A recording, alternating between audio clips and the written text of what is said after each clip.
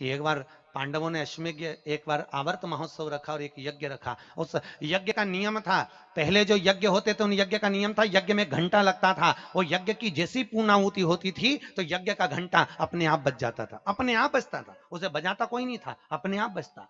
आज यज्ञ का घंटा नहीं बजा तो युधिष्ठिर ने पंडितों से पूछा, ब्राह्मणों आपने यज्ञ करवाया पर ये यज्ञ का घंटा नहीं बजा। ब्राह्मणों ने कहा हमने तो यज्ञ अच्छा करवाया पर घंटा क्यों नहीं बजा, समझ में नहीं आया।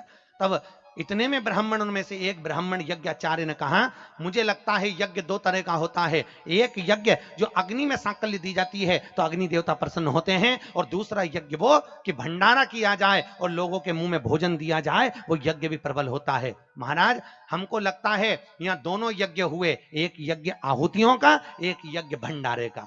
मुझे लगता है भंडारे में कोई भूखा रह गया है, कोई भूखा है। अब वो भूखे व्यक्ति को ढूंढो। पांडव गए और पांडव जाकर जरा पता करो कि भूखा कौन है अपने नगर में, यज्ञ का घंटा बजेगा।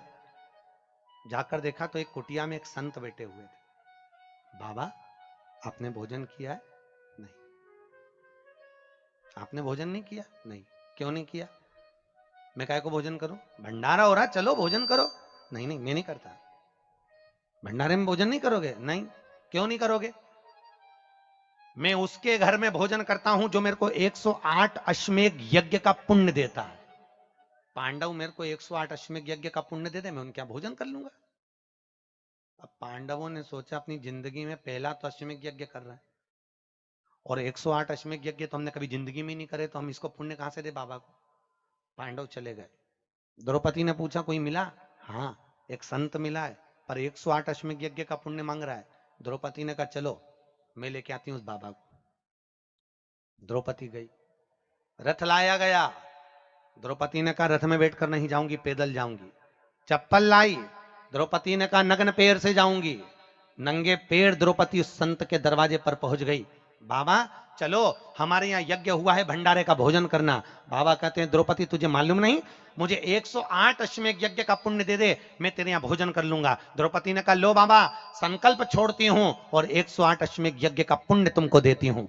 संत ने कहा द्रौपदी तेरे पति ने तो कभी पूरे यज्ञ नहीं करे, तूने कब कर लिए? द्रौपदी बोली बाबा मैंने सुना है मेरे कृष्ण के मुख से, जब कोई व्यक्ति अपने घर से निकलकर किसी संत के दरवाजे पर, किसी कथा के पंडाल में, किसी मंदिर पर, किसी तीर्थ में पैदल पैदल जाता है, जितने कदम चलकर जाता है उतने अश्वमेध यज्ञ वो अपने जीवन के कर लेता है महाराज, उतने अश्वमेध यज्ञ वो अपने जीवन के करता है। और द्रौपदी ने कहा बाबा मैं तुम्हारे दरवाजे पर चलकर आई हूं, 18,000 कदम मैं चलकर तेरे दरवाजे पर पहुंची हूं, उसमें से 108 अश्वमेध यज्ञ तुमको देती हूं। संत उठकर खड़ा हो गया, द्रौपदी के यहां गया, भोजन करा तो यज्ञ का घंटा बज गया महाराज, यज्ञ का घंटा बजा।